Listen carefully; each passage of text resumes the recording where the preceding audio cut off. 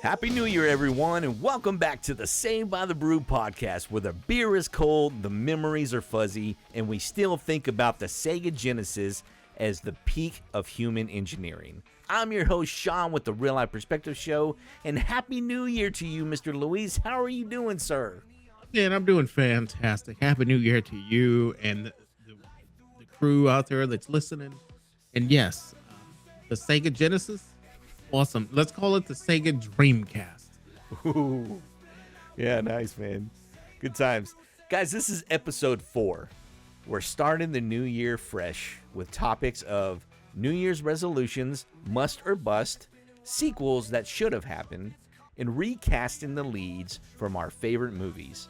So whether you're listening to us on the treadmill or eating potato skins on your couch watching Jane Fonda's Buns of Steel, get ready for a nostalgia workout.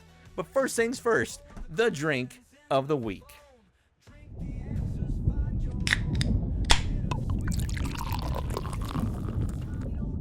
Ciao. From Houston, Texas, we are drinking the Hopadillo from Karbach Brewing Company.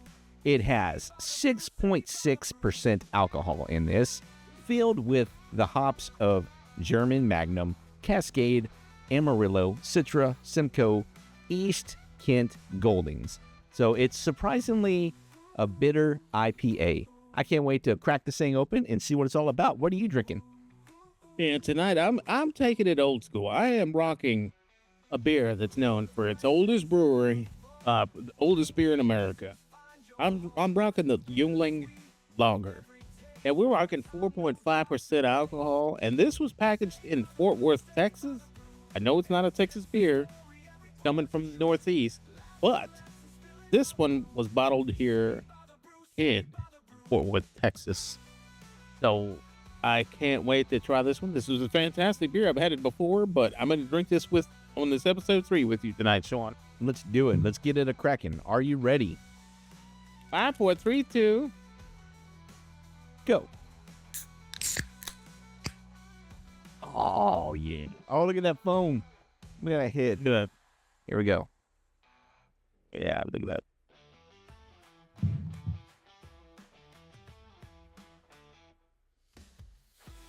that. Look, beautiful. Amber color of that beautiful lager. That's good. That looks good. It's very good. My color's all right. It's very IPA-ish. IPA. IPA. IPA. I got the IPA. IPA. Yappa, yappa. It sounds like a friggin' Ewok. IPA, IPA, IPA. From Star Wars. Yappa. Trivia question number 1. In the movie Clueless, what is the name of the band playing at the concert/party?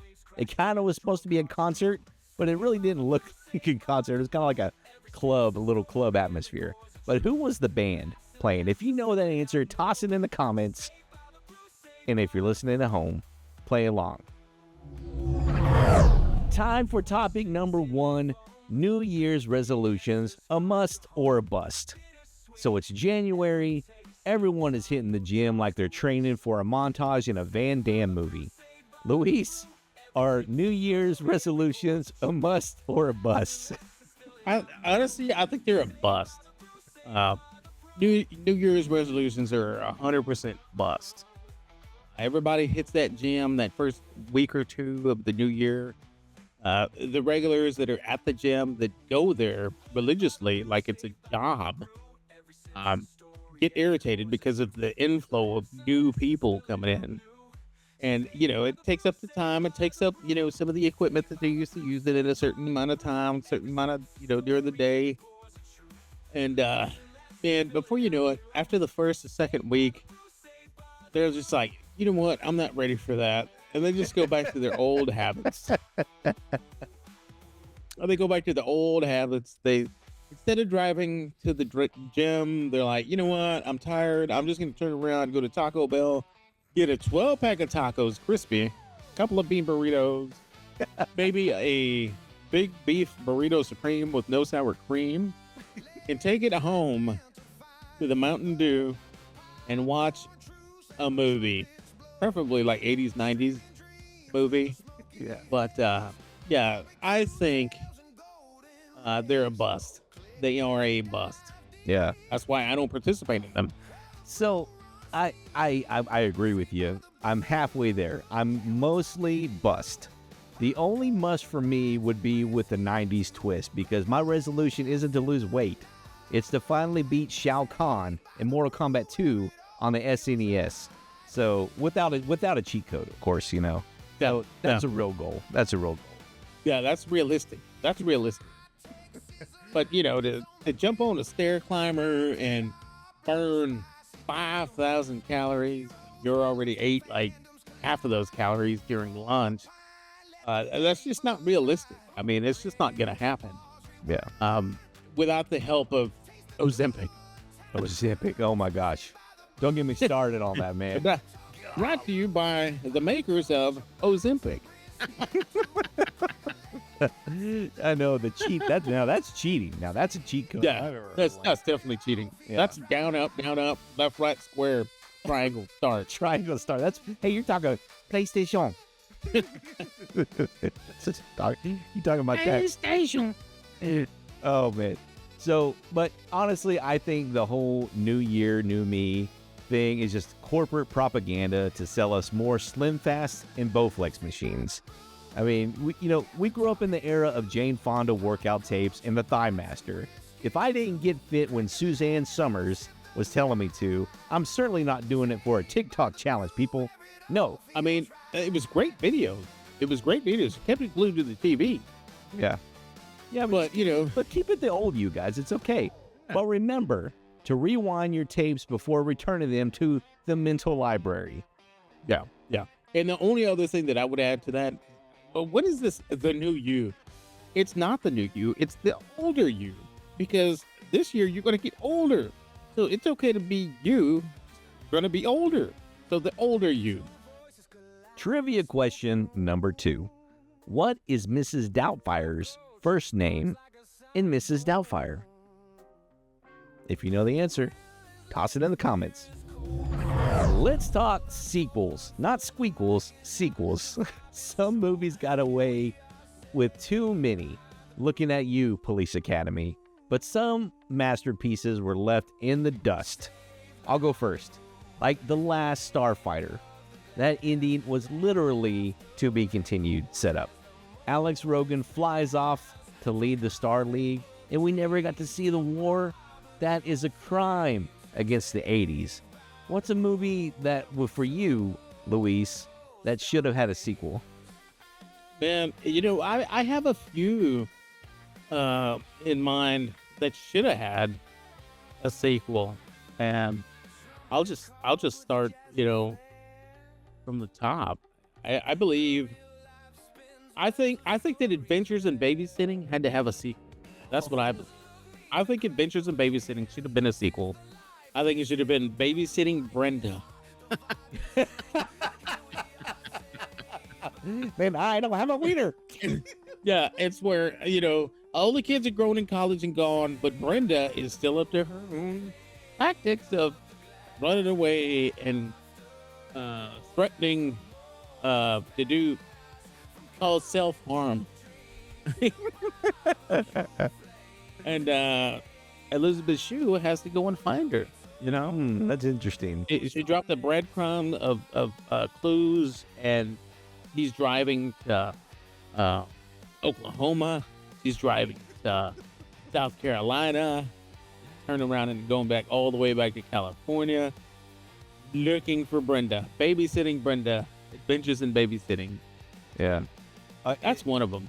And she winds up stealing her ex-boyfriend's Elizabeth Shue's ex-boyfriend's car. It says "Too Cool" on the license. The Camaro. Yeah, the Camaro. Too Cool. Too cool. Yeah, and then and then another catchphrase that you have to bring back is "You think?" Yeah. You think? And for me, one of the And she's having such a hard time finding Brenda and putting all these clues together that she's forced to contact the original crew, the original kids to help her find Brenda. And now she's the one that has to talk the kids into helping her, go into the vehicle. Where before it was like the kids were trying to talk her into, hey, I want to go. Yeah. And then the little girl, she has to go meet up with the little girl in Hollywood because she's on set doing the next Thor movie. Yeah, the next Thor, directing the next Thor movie. Or addressing the next Thor movie. Yeah. Maybe Chris Hemsworth can make an appear there, You know what would have made a really fun twist? If that little girl wound up being the Natalie Portman character from the Thor growing up. There you go. That would have been a great twist there. Yeah. Yeah. That's a great one. Adventures in Babysitting. I love that movie, I do too. I love that. That's one of those movies, I was a kid watching and it was just, it didn't matter how many times I watched it.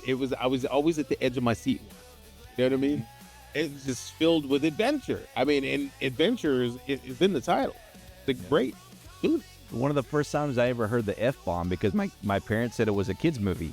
And she's on the subway and those, don't F with the devils of blah, blah, blah. Because he eats that knife. He throws it in the kid's foot, and then she's like, don't F with the babysitter. Oh, man.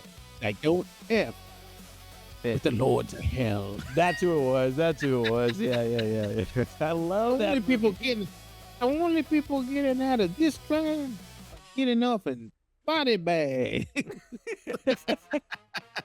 Man, that scene at the end where the little girl was on the window of the building, man, that gave me so much anxiety because it was. It kept you at the edge of your seat. Yeah. You're a kid watching, Or when they're trying to escape the gangsters' warehouse and they're crawling across the catwalk or whatever, that old beam.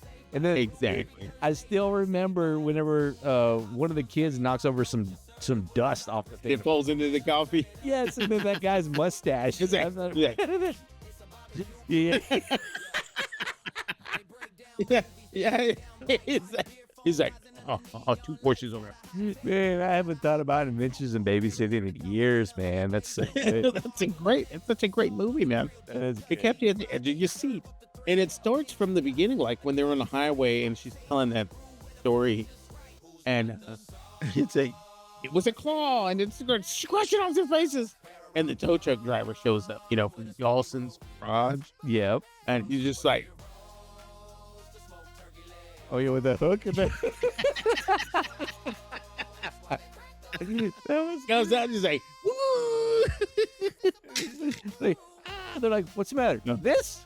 It's like, I was jacking up a truck and Jack slipped and popped that sucker right off. He said, popped it right what off. did you do with it? Oh, no. They didn't bury it. No. I kept it. It's right there in the glove box. Oh, my God. That's what he said. Because he went to grab the gun out of there, right? Yeah. And What is it? Oh, my Is it a hand? No, it's a gun. Oh, my God. That movie is such a great ride, dude. That movie is such a great ride. Dude, you're nailing it, man. You're nailing the lines and everything. That's so good. And, man, fun fact. I love that movie. Do you know who directed that movie? I do not. It was his very first movie of direction. Chris Columbus, who went on to do Home Alone and Home Alone 2. Yes. Dude, what? That's crazy, man. Yes. That's awesome. That's just an awesome movie, man. Any of his movies are fantastic. He even did Pixels. Did you like that Adam Sandler movie where they're... I loved Pixels. There were so many haters when that movie came out, and I didn't understand why. Yeah. I loved everything about Pixels. It was like, dude, why are people hating on this movie? It's fantastic. Yeah, I know it's fake. I know there's no freaking alien that's going to show up and want to battle us playing old school video game. But dude, it was the whole nostalgia factor, right? Yes. All the video games that were being played, with it just making it really fun like that. And it I was- thought it was awesome. One of the first movies to actually really do that. You know what I mean? Yeah. And all the haters were like, "Oh, they could have done so much more with that." Yeah, they could have, but you only had so much budget to do that kind of stuff. Yeah. I think one of the major hater comments that I ever heard was that Adam Sandler didn't really look like he was into the movie because he's just kind of, if you watch him throughout the whole movie, he's just kind of He's vanilla. kind of mellow. Yeah. he's Well, kind of- if you watch him through any of his movies, he's just like that on every one of his movies. yeah, you got me mean, right. That's just how he is. And he just has the great energy, man. And on top of that, why would you hate on an Adam Sandler movie? I have yet to see an Adam Sandler movie that I dislike, Yeah. And as a matter of fact, why not make a sequel to that one? To Pixels. Yes. Yes. Speaking of it, that would be a good. That's it. Call it Yeah. 720p Yeah. or 480p. And 8-bit, no, that's already out there. Yeah, 8-bit's already out there. Yeah. Another movie I think that should have had a sequel was a great 80s movie called Who Framed Roger Rabbit. Yeah. This would have been Who Framed Roger Rabbit 2, Toontown After Dark. So, but I would like it where the plot is kind of something along the lines of it's in the future. It's more like modern day, where you got all those modern characters like you got Ren and Stimpy, Pikachu. Who else were we looking at earlier? Like all these modern SpongeBob, all those kind of characters. And the core idea is that let's see, hold on. I got some notes here for us here. It says Toontown is no longer just a chaotic cartoon refuge. It's now being commercialized and controlled by media corporations who want to modernize cartoons. So basically, they don't need living cartoons anymore, right? And the mystery would be the tunes are vanishing. They're not murdered, but retired, right? Their contracts are magically rewritten, trapping them inside TV reruns, commercials, and merchandise. And tattoos. And tattoos. Temporary tattoos. And then so Eddie Valiant, he comes back. I think the actor's actually passed on. So I think a good replacement maybe like John Goodman. Maybe could take over the role for that. But so like whenever he notices a tune that he trusts disappears, like Beanie the Cab would be one of them, and he gets pulled back into this, So, but the villain isn't one person, but it's a media syndicate using this invention called the Ink. So There you go. yeah, so it's INK. INK, the Ink. Yeah, a substance that doesn't erase the tunes like the dip did. It just rewrites them. Oh, wow. It changes their personality, their voice. Some form of AI that overtakes them. There you go, something like that. Yeah. So it doesn't kill them like the dip did. It just kills their souls. Right. So it would require a special tune to go and overcome and destroy the AI eventually, giving all the tunes their own millions back. Absolutely. Who would that tune be? That's a good question. Yeah, that's kind of what it is. They don't want tunes to be alive. They want them to be products, right? Yeah. And then Roger Rabbit would come in to save the day, and because he realizes that tunes don't exist to be relevant, they exist to make people laugh. Yeah. And that's the key to this whole thing is that Roger would come in, like you said, probably sing some crazy tune, and you get all these other tunes to jump on board and to just start one big, like, we are the world, kind of thing. Collaboration here and save Everybody. Every tune that you remember watching as a kid comes out and makes an appearance. Froghorn, Leghorn. I'll say it. Yep. Yeah, exactly. All those guys, He-Man, Everybody. Skeletor, all the everybody you can think of for give you that. He-Man. He-Man.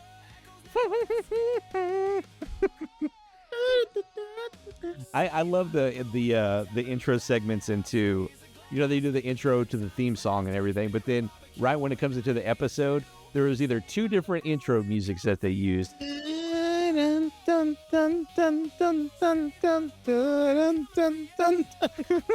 Well, there was that one, and then there was the Yeah. And then there was the Skeletor side of it when they would open up with like Snake Mountain. It would do something along the lines of bam, bam, bam, bam.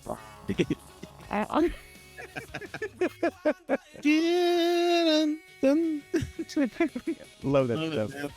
So that's one of the things for me. Like, That's a good one, man. That's a really good one. I think it's a little bit of a deep dive on that one, but yeah, I like that. I like that option for Who Framed Roger Rabbit 2. What you got, man? What's next? That was good, dude. I gotta go with now. Take a look at this one. I mean, I think that you will be into this one. I gotta go with the sequel to Big, and we're calling it Small. All right, so now Small, so Big Part 2 is called Small. Now in Part 2, he's grown, he's got a kid, kid's getting into some kind of trouble, some kind of mess, and the kid didn't want to listen to him, you know, and all of his guidance. So Tom reaches out and finds the machine and wishes to be small, so he can befriend his own kid at his own age and kind of coach him through the stuff that he's going through. And then it gets to where he gets to know his kid a lot better than he thought, you know, as an adult. Yeah, as an adult. As a kid, he knows him better than what he thought as a parent. Oh, you know, I like that. It's a different perspective. And then, you know, he saves the day. And at the end, it just finds out that his buddy disappears because he becomes big again, you know. Yeah. And then I don't know, maybe at the end he finds like a photo that they took together, and it's like, you know, wait a minute, look like you. And then it's like, well, how could that be me? I'm the dad, you know, or something like that, you know? Yeah. I thought that would be kind of cool, you know. That is big, cool. small. Because not only does it play with, you know, being able to become big and go back to a kid's perspective, but it also has some time travel involved in there. You know, like you said, the end, you get the picture with them, you know, some picture they took as a kid, as friends. I think that's a cool, man. I like that one. I think back at it or what? Oh yeah, that'd be kind of cool, right? See Tom Hanks at it again. I can see that. Big was a great movie. I love Big. I mean, obviously he's grandparent age these days, instead of like dad age. So I don't know how that would work. Maybe his son has a kid that's going through things, and he knows a way to reach the kid by making a wish to be small. You know what I mean? Mm-hmm. And so it's not the dad that wishes to be small, it's the grandpa, which happens to be Tom Hanks. You know, maybe something like that, you know? And like he fixes everything. That's cool. Sidebar. So from the very first Big movie, remember the love interest, the woman? Yeah. You remember that actress? You remember I don't remember her name, but you remember? Yeah, with the curly hair that. Yes. What young actress from a very popular TV series does she look exactly like? In 15 years, this young actress is going to look exactly like her. I know this one. I do. And it looks identical to her. We just talked about it. 11. It's 11 off of Stranger Things. Yes. Millie Bobby Brown. Looks identical to her. Identical to that woman. I think that's crazy. They got to, and they're not related, obviously, but what are the odds? That's just so strange that this actress looks exactly like this same woman. She looks exactly like her. I don't know. That just has been like in the back of my mind for the longest time. I don't know. It's just flown. Yeah, it's wild. What do you guys think out there? Do you think Millie Bobby Brown looks like this actress? What do you guys think about these movie ideas that we're throwing out? Yeah, sequel 2. Warner Brothers, are you listening? Who else is out there? Warner Brothers, Paramount, are you listening? Disney. No, not Disney. No. Disney owns everything. Nothing. We don't need Disney. No. What do you have next? What do you have next? Swipe left, Disney. Yeah. Swipe left, Disney. Yeah. To the left, to the left. Okay, I got one for you. What you got? All right. Ferris Bueller's Day Off Part 2. There you go. Part 2. Only this is like maybe 15, 20 years after the original movie, where Ferris Bueller is just slumming it because he peaked in high school, right? He calls in sick from work because he was hungover from the night before. Yeah, it's kind of like Cobra Kai. 25 cent gold rights all that long. Yes, exactly.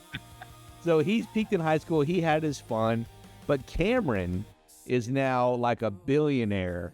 Like he went off and did something great with his life, and now he's like rolling in a Cybertruck, you know. Oh, there you go. Yeah. And then they like either go to a city or like go off to like Hawaii or something like that, you know. And he has to bring his friend back for a day off to say, hey man, you don't need to go to work today. Come on, let's remind you of how things used to be, you know. And he just takes him on a trip to Hawaii, and they just have the best day ever in Hawaii. What if they try to do the same thing they did on the first one? It just doesn't work out the same, like at all, you know. Well, but they're maybe the boss is looking for him this time. Is all they got. Well, like nothing as easy as it was when he was in high school, you know. Mm-hmm. That's good. But because you got so much technology these days. Yeah, you know what I mean? Everything's just completely different. Yeah, totally. But along the way, while they're there, they're like, oh, the one that got, oh, that's right, because he's slumming it because he lost Sloane. He didn't wind up marrying her like he thought. Yeah. And all of a sudden, he winds up running into her somewhere over in Hawaii. And of course, they wind up ending up together at the end. You know, it's some love, happy ending triangle there. And, you know, I read something about that movie. The guy that played his buddy that hated his dad and he wrecked his Ferrari off that top of the second level. Uh-huh. I heard, I don't know if I'm wrong. Correct me if I'm wrong. I heard he was 30 years old in that movie. His buddy. I haven't heard that. I heard he was 30 years old in that movie. Really? Okay. Playing at high school. Well, he looked it, you know. Well, back then we didn't really pay attention to that stuff. No. Could have been. But that's my idea for a Ferris Bueller sequel. There you go. That's awesome.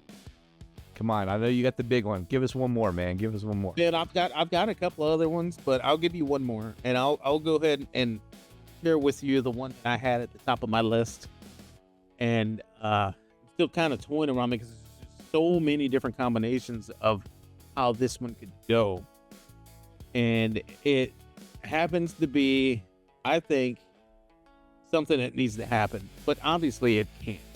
The actor that I'm talking about has passed, and he's passed a long time ago.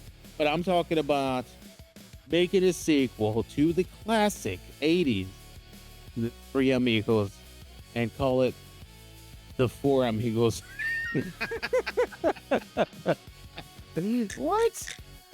Yeah, so I'm thinking redoing The Three Amigos, and obviously, like, if John Candy was still alive, he could have been number 4. Oh, I think that would have been a fantastic movie to have done.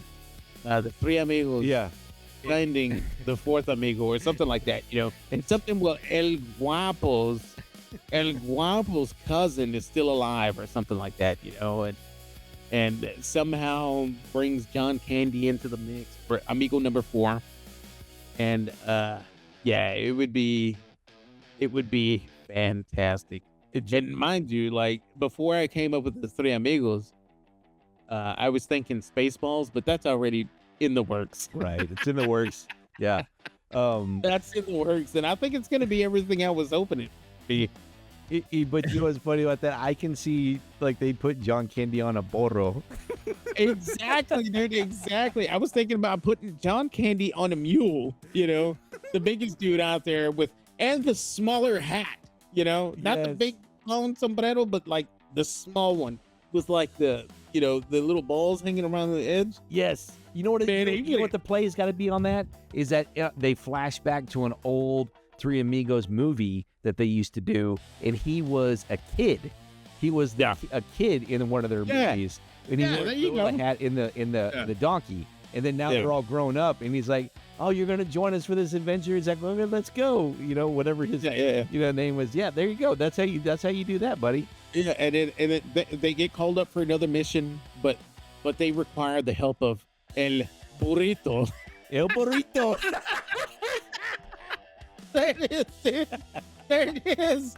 They have to go to South Mexico this time, you know. That's good. Deep into the deserts of Mexico. And they need the help of El Burrito to help them because he knows That's good, man. Spanish. Because he knows Spanish. He can speak Spanish. He knows Spanglish. Spanglish. There you go. Yeah, he knows Spanglish. Oh, that's great. He's riding his trusty mule all the way to Mexico. Oh, that's good. That's a good one. Man. That's gonna be so great, man. I mean, that first movie was so epic. It's still iconic to this day. But imagine the sequel. That would be the best way to do it, dude. Yeah, That's they got to go, balls out, bring it out, just go all out. Everybody's still around. Chevy, Steve Martin, they're all still around, man. I just wish, I just wish John Candy was still around. He would have killed it. He would have killed it. And they're like, they do the whole fire scene again. They're like, "Good night, Ned." Yeah. Good night, Ned. And then like I don't know, a goat sitting over there, and he's just like, "Buenos dias, buenas noches, buenas noches." Or like they're trying to sleep like in the desert, and somebody dumped an old sofa down there, and like where can I sit? And the goat says, "You can sit on the sofa." That's it.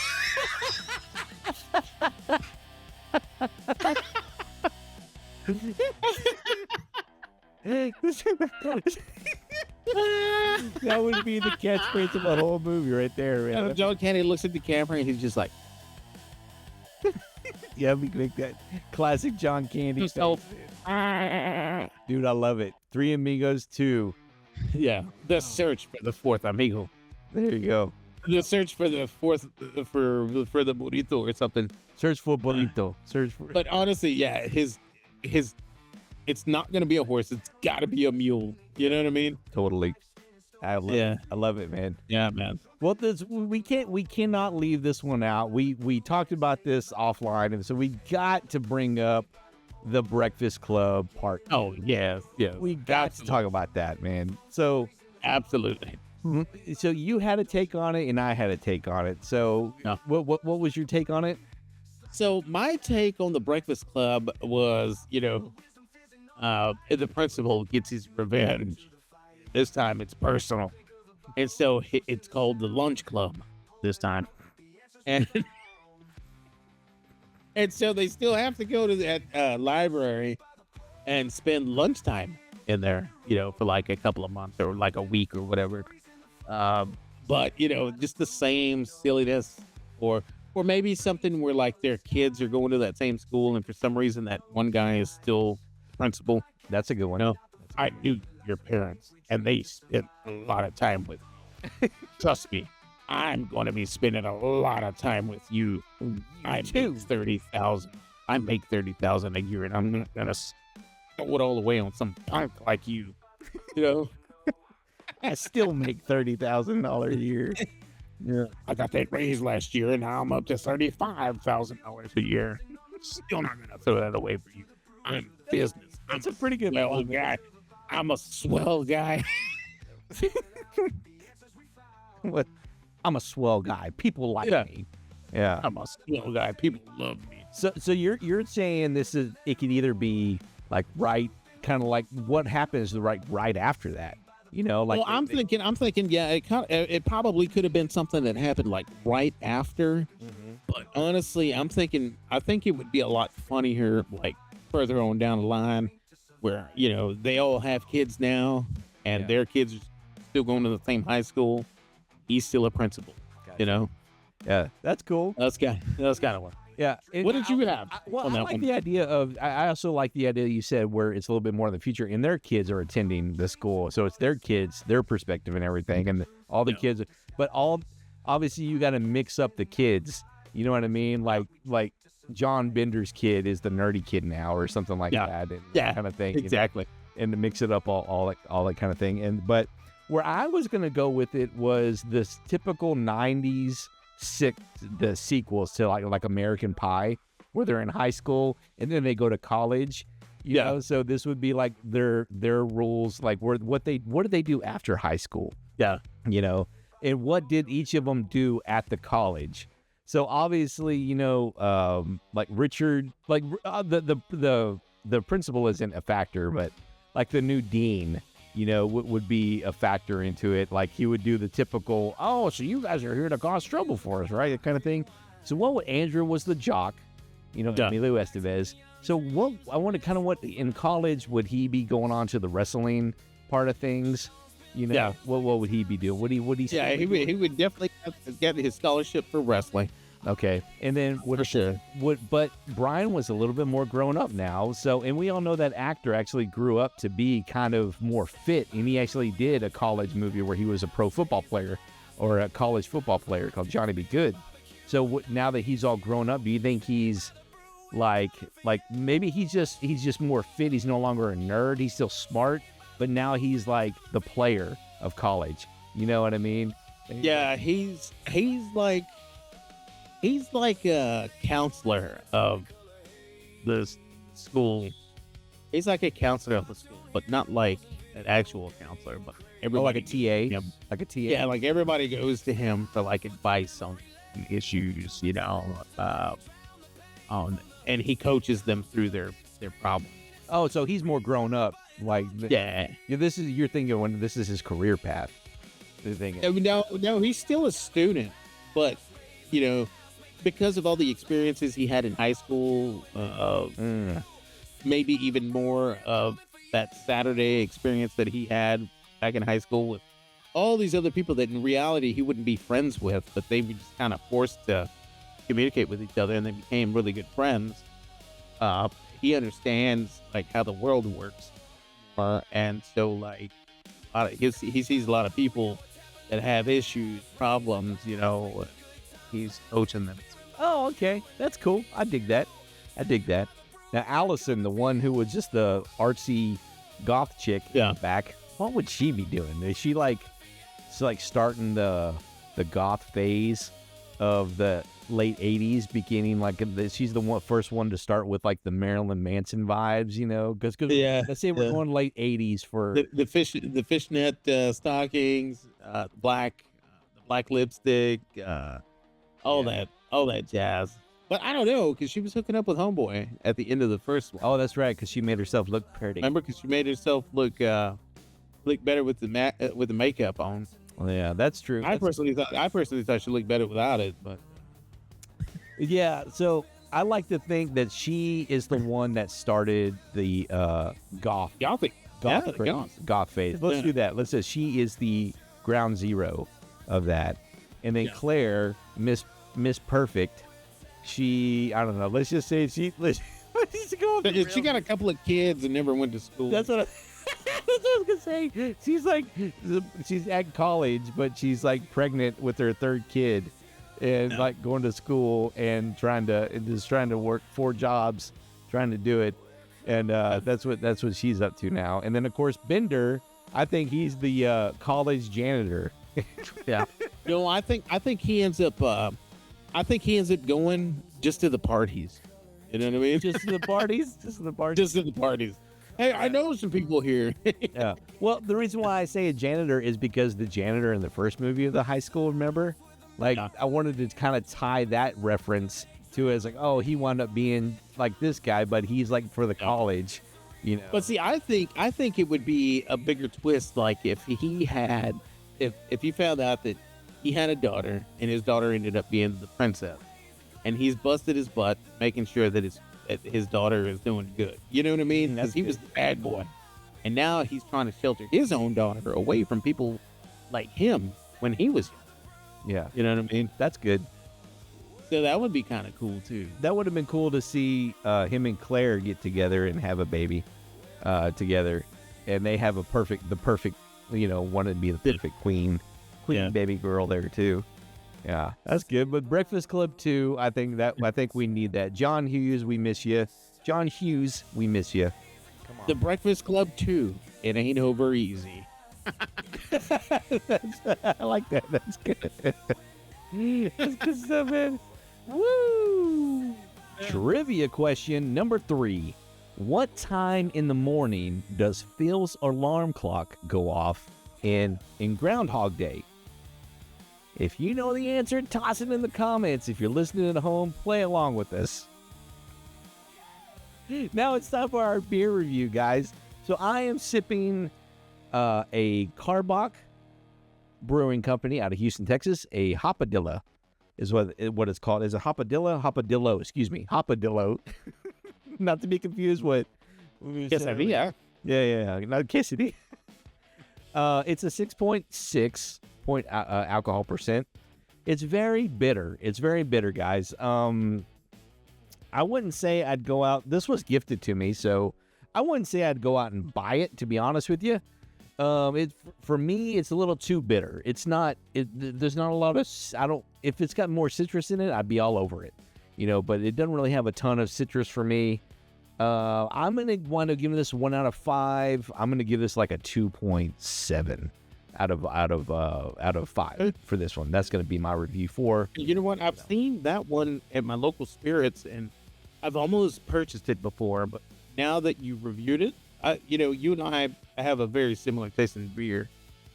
That helps me make my decision next time I'm there. Yeah. Remind us, what are you sipping, sir? I am rocking the Jungling Lager. This is a Northeastern beer, oldest brewer in the United States of America.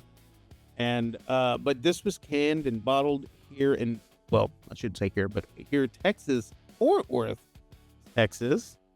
And it's 4.5% alcohol. It's a traditional lager, and this is Jungling. And it's a fantastic beer, guys. I'm going to tell you guys something. This is a really good one. They carry different flavors: Jungling Light, Lager, Jungling Light, and several other ones. I think there's a Hershey's chocolate one. There's all kinds of different Jungling flavors that you can find. Check them out online, junglingbeer.com. As far as the flavor, the color is a beautiful amber. Just take a look at that color. It's a beautiful amber. It tastes very, very good. Delicious lager. Honestly, I think out of 1 out of 5, I have to get this a 4.2. This is a delicious lager. Let's recast some history. Who played it better? Let's talk about that. Okay, I want to start off. Don't kill me, but imagine Kurt Russell as Indiana Jones. So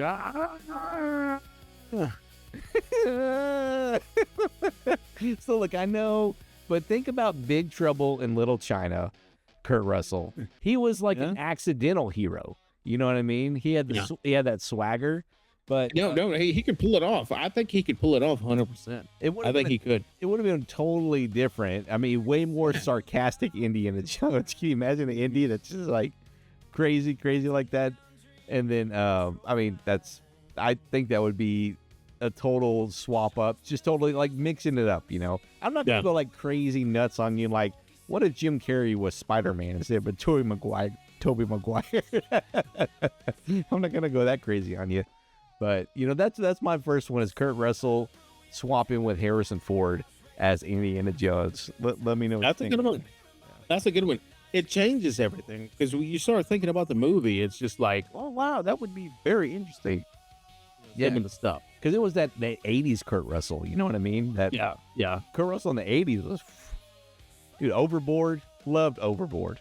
Overboard's one of my favorites 80s flicks with him and Goldie Hawn. It's a really good one. It really is. Yeah, but I think my favorite is Big Trouble in Little China. My number one Kurt Russell movie of all time. That's got to be it. Big Trouble in Little China? Yeah, my favorite Kurt Russell movie. Well, what's your favorite Kurt Russell movie? I'd have to say Overboard. Overboard's up there. It's my 90s. It's my wife's favorite one, and I love it too. And you can't forget Tango and Cash. I never saw Tango and Cash with him and Stallone. God, dude, you I gotta know. watch Tango and Cash, man. Yeah. Do that tonight on Tubi. Tonight on Tubi, you will be watching Tango and Cash.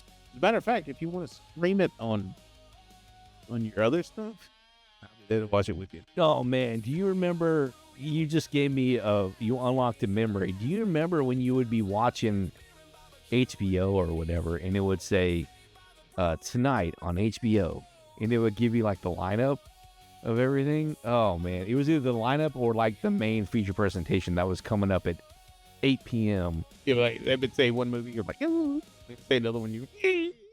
They just say the one you're waiting on.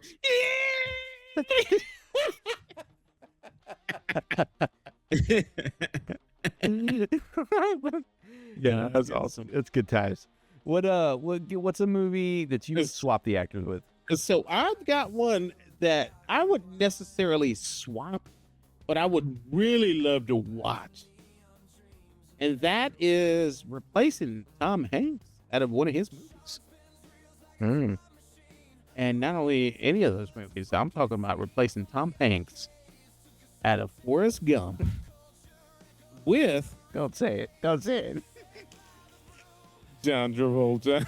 Oh, John Travolta. What? Yes, dude, that would be great, dude. Think about it. I'm thinking. I think he could do it. I think he could do it. John Travolta. Yeah, I really think he could do it, man. It's just, dude, I've never seen him play any kind of. Careful. I know. I've never seen him play any kind of role like that before. I can't think of anything. But the way he carries himself, you can picture it. See, I thought you were gonna go with Chevy Chase because of the clips that we saw. How he was talking smack about Tom Hanks. Yeah, they actually, according to Chevy Chase, they wrote that movie for him, but he didn't want to take it because he didn't feel right. He didn't feel like.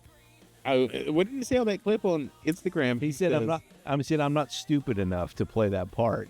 It's just like, I'm not the guy. I'm saying, I mean, picture me saying, "Oh, my mama said that." Blah, blah, blah, blah, blah. I'm not that guy. Yeah, he literally said, "I'm not dumb enough." He said, "I'm not dumb enough to play that part." Like, Tom. Yeah, it is. Tom Hanks is. Tom Hanks is dumb. And Tom Hanks does. He pulls that off. Like Forrest Gump is probably one. And was that Robert Zemeckis or Steven Spielberg? I forget. I don't know. I think that was. I don't know. I think it was Spielberg. But man, I think John Travolta could pull it off. I really do. That's a tough one, dude. I can't see that. I cannot. I'm trying. So picture him when he was plastered drunk on the Urban Cowboy. He can do it, man. I can see that now. I think he could do. I think he would do a really good job. I'm not saying he's gonna be doing. He would do better than Tom Hanks. What do you guys think? Listening, do you think that John Travolta could play a better Forrest Gump than Tom Hanks? Drop sevens in the chat if you agree. Drop sevens. Nice. Well, I got one for you. All right, so we'll go back to the 90s here. So, did you know that Will Smith was actually offered the role to play Neo in The Matrix? Yes, I did. I never knew this. Never knew this. They actually wrote it for him, and they decided not to give it to him because they thought that he would mess it up. So in comes Keanu. I don't know what they mean by they thought he would mess it up, but you got to remember, put yourself in that time era, during that time. Yeah. Where Will Smith was at the top of his game, right around that time. Yeah. You know, he had Men in Black and Wild Wild West. You know, yeah. I think they wanted to get a more serious actor when it came down to it, because think about the movies that Will Smith was doing at the time, and he was making everything kind of comical, but Keanu Reeves, I make this look good, and then welcome to Earth. Welcome to Earth. That's right. I forgot about that. And everything's kind of comical. They're like, nah, we don't really want to take it that route. Can he play a serious role? Yeah, it would have been less philosophical for sure. It would have been like, woo.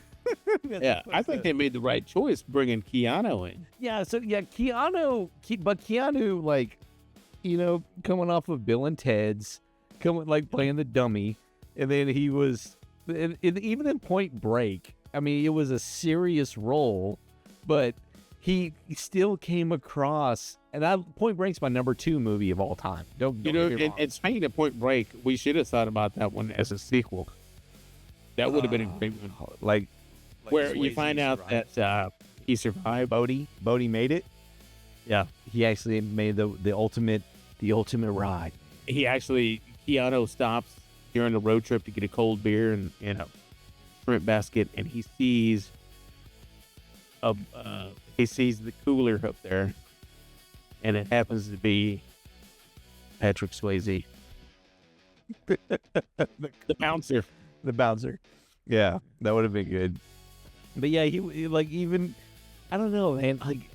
I love The Matrix. Matrix is awesome. Keanu kills it but coming off of Point Break, he was, I'm an FBI agent. Yeah. It was weird for me to watch Speed in the movie theater because him coming off of Adventure at that time, and then him playing like a serious part, it was weird seeing him, but he pulled it off. Speed was great too because he wasn't. So here's the thing: with Point Break, he had his cop buddy situation too, and he had the same thing in Speed, right? He had the cop, the comedic personality. In Point Break, he was the young rookie, cocky kind of thing. So it worked really well. But stepping into The Matrix, he was just this high anxiety guy in deep thought of there's something bigger here. There's knowing that is a completely different role for him.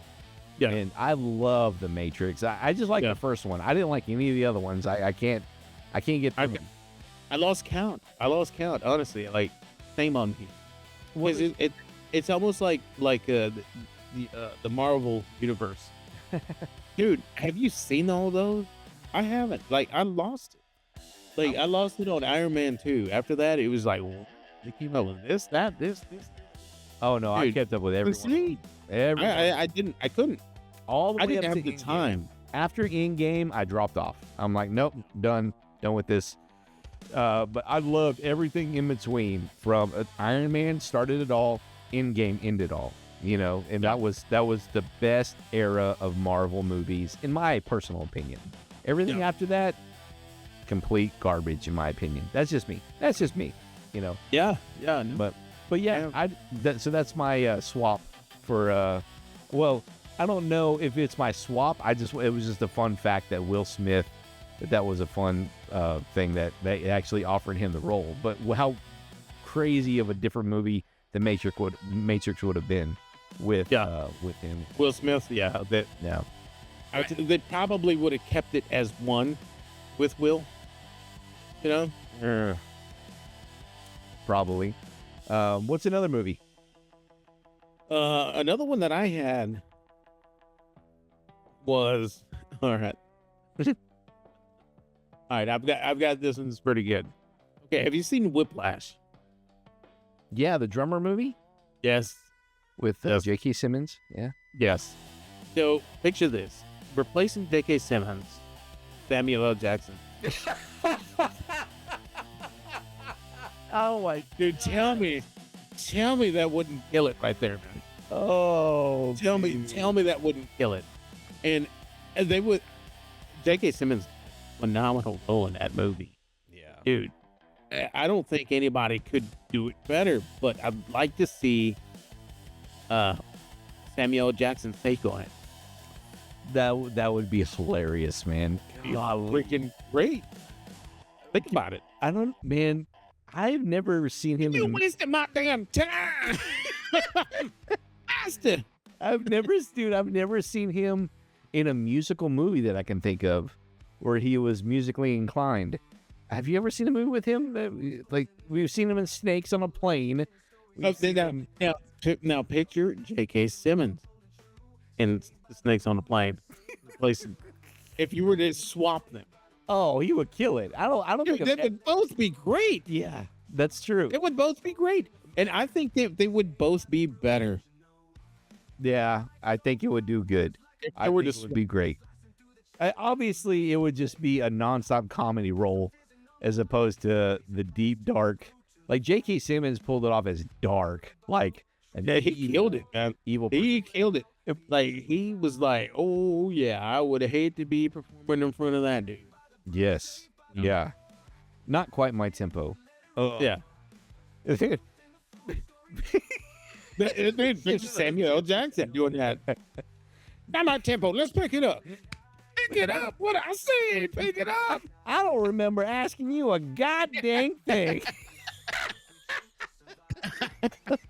I don't remember asking you a goddamn. That's good, man. That's a good. Yeah. That's what I had. That you'd be rolling the whole time though. It'd be a comedy. Oh yeah, It'd be a dude. comedy. Oh yeah. I love it though. I love it. I love the swap, man. I love the swap. Oh yeah. What would you do if they swapped Bruce Willis with Arnold Schwarzenegger in Die Hard? I'm in need of some help. Sit back up now. What do you think I'm trying to do? Order a pizza? I've got a machine gun now. Yeah, I don't know. Because I don't know if that would work that great. It would be good to watch, but it wouldn't work that great because So it would Arnold turn at the time It would literally turn into a straight up Arnold movie where he's gonna win. Oh yeah. No, Not only that, it's like during that time, he was his roles were he's bulletproof, right? He's bulletproof. He's not going to be barefoot. He's not going to be struggling for anything. He's going to walk in there. As a matter of fact, if it was his movie, he would walk in there and clean it up. No issue. Yeah. Not one shot missed, Yeah, totally. Yeah, that's just the way that they built him. That's just the way that they built his character. Well, in the fact that, Bruce Willis wasn't a big fitness guy. He was just a normal dude. You didn't know if he was going to live or die. And when you're watching, I tell you what would make more sense, replacing him with Michael Keaton at the time. That would be kind of good. And the thing is, I can't consider, no offense to Tim Burton, I love the 1989 Batman. Yeah. But I don't consider Michael Keaton an action star. No, and nobody considered Bruce Willis one during the time either. Well, Bruce Willis. As a matter of fact, during that time, Michael Keaton was considered more as an action star than Bruce Willis. Well, but what I'm saying is, like, if you watch the Batman movie again, yeah, that suit was so hardened, and he was so stiff. Yeah. Behind you, above you. Yeah, that's it. Remember the whole. I love seeing those gifs. They said that his ears were too big to be in the car, because remember the car would the cockpit would open. Oh, right. And so like the original suit would hit his ears. So what they ended up having to do is have a special different replacement helmet for the scenes where he was in the car where the ears were shorter. Okay, I didn't know that. Yeah. So Yeah. One of the things that gets me when he's in that suit, right, is I always see gifs or something. People write something new at the top of it when he does that scene where he's like, yeah, and he's looking up, and then people are like, when somebody asks me where the weight room is or something. Yeah. Yeah, for sure. I love that stuff. Yeah, that's hilarious. Yeah. But as an action star, I don't know. Yeah, definitely not. I can't see him as an action star. I don't know if I could see him in Die Hard though. Like, it would be such a weird role because he didn't have that charisma that Bruce Willis did. Bruce Willis just had that, I don't know, that smart ass, that sarcastic, yeah. And he was like, and you see it like in the beginning when they land the plane and the passenger that was sitting next to him sees his gun and he's just like, "Don't worry, I'm a cop," Mm-hmm. And you see like the charisma that you're talking about. And like, yeah, I've been a cop. Yeah, exactly. That's exactly energy for sure. Yeah. So that was another one I had on my list. What's one other one you got on your list? Another one I have on my list is replacing.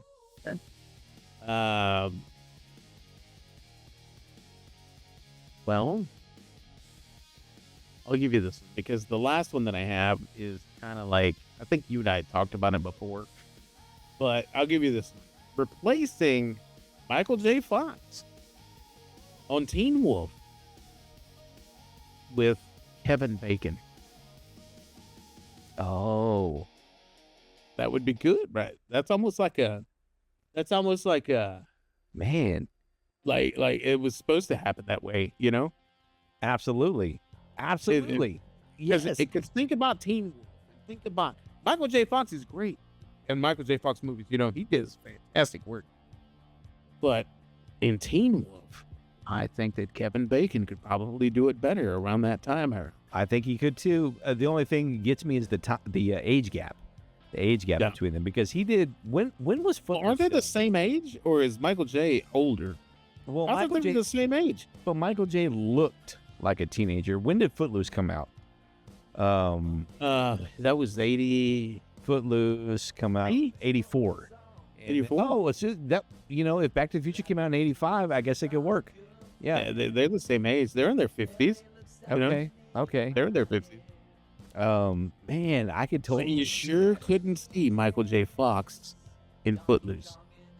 No, he did not have It worked. the chops for. I mean, who else could you see playing the lead in Footloose in that time? Or Teen Wolf. I'm trying to think of somebody else who could do Teen Wolf. Kevin Bacon could definitely do Teen Wolf. Yeah, I kept making could totally do. That's a good one. I like that one. Give me a keg of beer. And I remember, dude, watching that movie so much as a kid on the Betamax, and it never hit me until I watched it as a grown-up. All the, you know, sexual stuff that was in it. And I'm like, Oh, yeah. What? Like the whole, when they're at the party, and then the people are in that mud bath thing or whatever, and they're like, It's kind of funny when you're a kid, you don't pick up on that kind of stuff. no, you don't understand. no, it didn't really. It's just kind of the images still kept. Well, the scene in the dressing room got me because I was like, Yeah. that got me with the whole bra thing or whatever. But I, of course, you know, I didn't mind it, but it also didn't hit me because I was so young in '84. So '84, I was only 2 years old. Oh, So I man. watched it as on replay, obviously. When I was probably maybe 6 or 8. Dude, I was like 6 or 7. 84? Yeah. I think it was 7. But did you watch it when it first came out, when you were 6 No, or 7, no. or did you watch it when you were a little bit I older? watched it like years later. I Okay, probably didn't yeah. watch it like 88, maybe. Yeah, a lot of this stuff I 89. watched when I was under 10, for sure. I remember watching it when I was under 10. I was definitely under 10. I was definitely. Nice. So I think that's part of the magic of watching all this stuff when we were so young. You know, it makes a big difference as opposed to your perspective as a kid versus as a grown up. You know, you learn so much along the way. So how about instead of Bill Murray, we got Robin Williams in the Ghostbusters? I think, How weird how crazy that would be. Like, dude, it nonstop. would be really good. It really would. Just nonstop, just hey, this man has no, Yeah.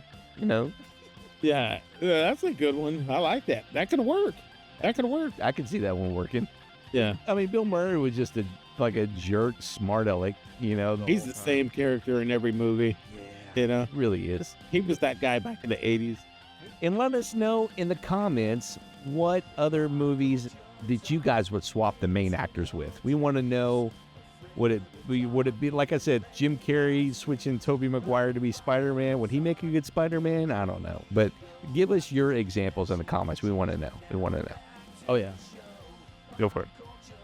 Okay, one more, Luis. What do you got for us? What do you got for Okay, us? Swapping these so actors. I've been sitting on this other one that I was kind of thinking about, and no bad energy toward these actors at all, because they both do a phenomenal job. One of them did, but I would like to see the take on this one.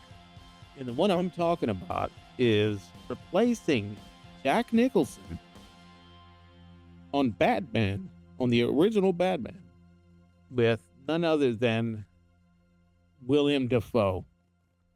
Oh, yes. We've all seen the artwork. Oh, man, that would be killer to see Willem Dafoe. That would just be an awesome Joker. So much, dude. He would play it so dark too. Yeah, Jack Nicholson was great. He's got like, I don't know, but it's also the direction of the camera work of Tim Burton made it very comic booky, right? Yeah. But the Willem Dafoe takes it to, like, in my opinion, like Christopher Nolan level, like dark Joker. Yeah, like even replacing Heath Ledger. Yeah, as an old that kind of Joker. That would have changed it like so much too, even in the Christopher Nolan one, like you said, with Heath Ledger was amazing. Love that. That's my favorite. Absolutely. That's everybody's favorite is The Dark Knight. But if that would have changed the dynamic so much because he's so much of an older actor too, like to put the Joker as opposed to the same age as Batman in the movie, but with somebody who's more seasoned, like Willem Dafoe is, man, that would have turned it like up a whole nother level. I believe it would have killed it too. Yeah. Big time. Killed it. Because that's the only way it really could have worked is in like the reality version, get like Christopher Nolan did. It was very reality based. You know what I mean? Yeah. Man, that would have been so good. That's a great one. Let us know, guys, in the comments. Do you think Willem Dafoe could replace Jack Nicholson and Heath Ledger as the Joker? And let us know in the comments. Oh, man. He would absolutely kill it. Because when you think about him, the way he was playing the Green Goblin, it's there. It's like right there. Just give him a different mask, you know? Yeah, he could play a bunch of different villains, man. Yeah, man. Willem Dafoe has got it going on. He is a villain. He is a villain. So we talked about New Year's resolutions. We talked about sequels that should have been and recasting actors from our favorite movies. I tell you what, now I just want to watch Big Trouble in Little China while eating a bowl of Dunkin' Donuts cereal. I'll take the donuts. You'll take the donuts so we can share it. Yeah. We can share it, buddy. I'll share it with you. But before we head out, man, tell everybody again where they can find you and what you got coming. Man, yeah, you can find me at TrumpetMaster77BBQ on Instagram, TikTok, and YouTube. I'm also on Pinterest. I've got some great cooks coming up that I filmed over the winter break, over the Christmas break, and the New Year's break. Keep an eye out for those. They'll be dropping late January, early February. I don't keep any secrets. Everything is there, and that's where I can be found. TrumpetMaster77BBQ. There you go. Always a pleasure to have you on, sir. And my name's Sean with the Real Life Perspective Show. 80s, 90s nostalgic content, early 2000s. We all know it. Dropping long form content on Fridays. Tons of shorts throughout the week. I'm on Instagram, TikTok, and the YouTubes. But we want to thank everybody for tuning in for this episode 4 of Saved by the Brew.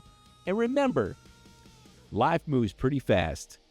If you don't stop and look around once in a while, you might forget to blow on the cartridge before you put it in. Happy New Year, everybody. Happy New Year.